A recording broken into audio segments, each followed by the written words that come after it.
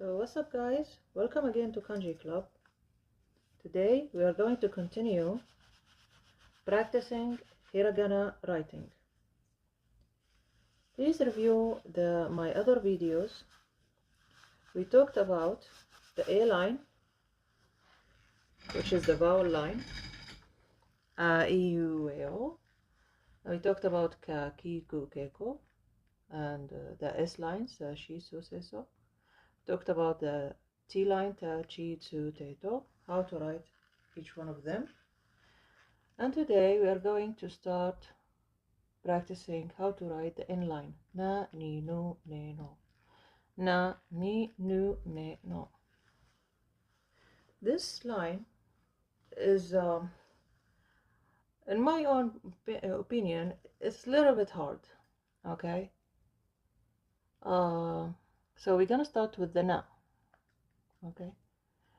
If you write na, it gives an impression of an upside down triangle, okay? Anyway, so as we said, imitating and copying the letters will not make your handwriting organized in a vertical way, and you need more information about the dimensions and how it's related to the midlines, the horizontal and vertical, to make your handwriting with the right proportions of each of these hiraganas, and in a way that you can write it in a straight line, whether horizontally or vertically. Now, if we think about the stroke order, 1, 2, 3, and 4. So this is the last stroke. Now, we need to see how these strokes are related to each other. So first, this is the dimension. So as you can see, the fourth stroke, the last one, is almost on the midline. Okay? Now, the first stroke, a little bit oblique, almost reaching the midline. And then the second stroke, a little bit oblique. Okay? Now, if there is an imaginary line here, okay? So when you practice your hand, you train your eyes. If there is an imaginary line here, you're gonna put your third stroke here, and then in the imaginary line, the tip of the fourth stroke gonna be here. This, by the way, is kind of more a triangle than a circle, okay? So it's not like a full circle, but triangular circle like this. Can you see this? Okay. So now the trick is to keep them in a right balance, in a right proportion, is as if there is an imaginary line here. Now, in the midline, as if there is a space, an equal space between this stroke and an equal space between the other stroke. There is an equal space here and here. So when I write down my first stroke, my second stroke, the last tip here, there is an imaginary line.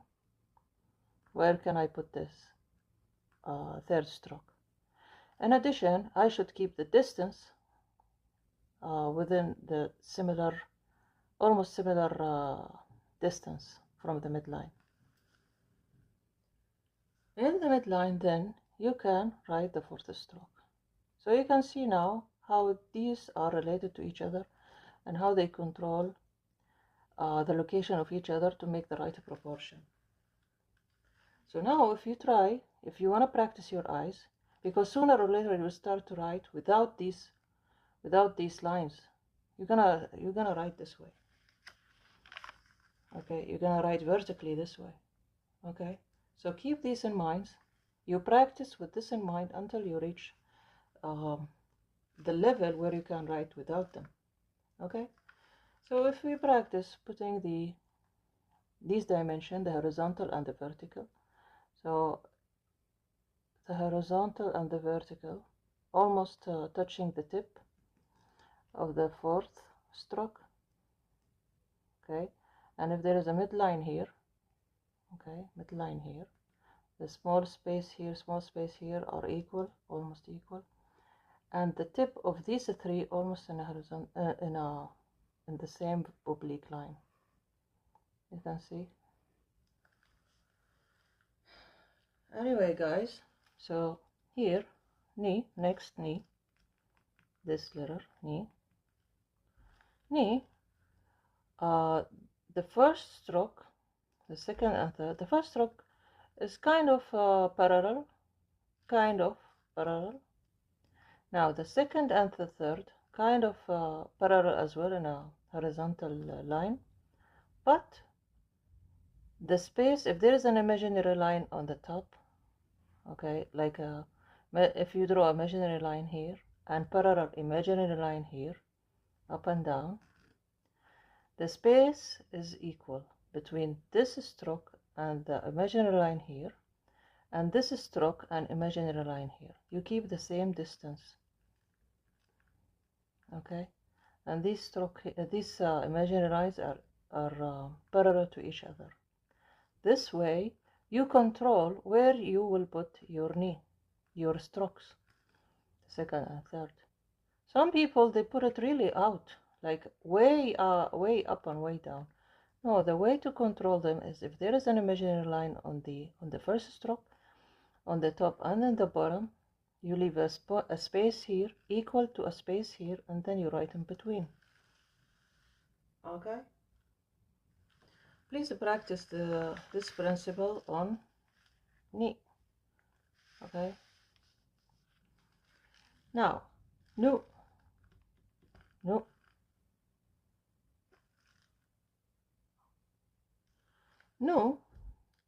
1, 2. Okay? Now, in relation to the midline, the second stroke start with the midline. First, you start with this stroke, the first. Now the second, they are almost the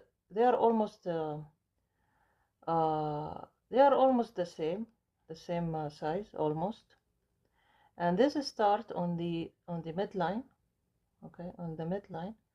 And bear in mind that if there is an imaginary line here, you are writing this note as if there is an imaginary line here. Okay, so once you bend, this will be your guide, okay, your guide to continue. Once you make this circle, it's almost the same level. You can see now how the second, where does the second start in the midline, where does it bend, and if it bends, it will give you the imaginary line that as if this nu is resting on, all on the same imaginary line, this line. Okay, some people, when they write, they don't know where to put this. Is it a little bit lower, a little bit upper? It will make your handwriting not clear enough to read. So if you write down some notes without a good handwriting, you will not be able to read them. You will lose them. Okay? Now, ne, na, ni, nu, ne. Ne is kind of a little bit is challenging. The first stroke is the longest stroke here, and is almost parallel to the midline. So use the midline as a guide.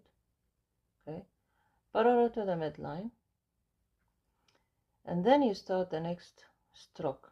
Okay, now just bear in mind that the space, if there is a space here, okay, the midline, keep almost an equal space on the right and on the left. Okay, almost equal space. So you will be here again, another imaginary midline. Then you start your second stroke within this space. Okay, so now you know the proportion. Okay, you start your next stroke within this space. So here and here are equal spaces, and there is an imaginary line. Once you cross the first stroke, sharp to the side, again to the same imaginary line, almost. Little bit of variation is acceptable, but not too much.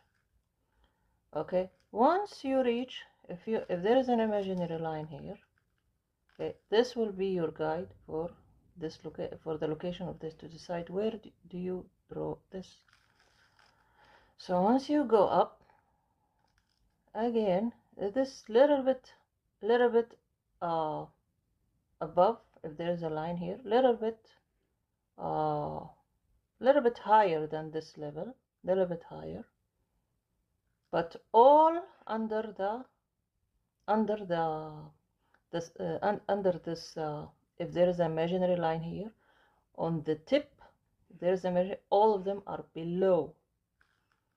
Okay, so no, so you cannot just go beyond this stroke. This stroke is your guide. This bend is your guide for here as well. So you go up and then you go down.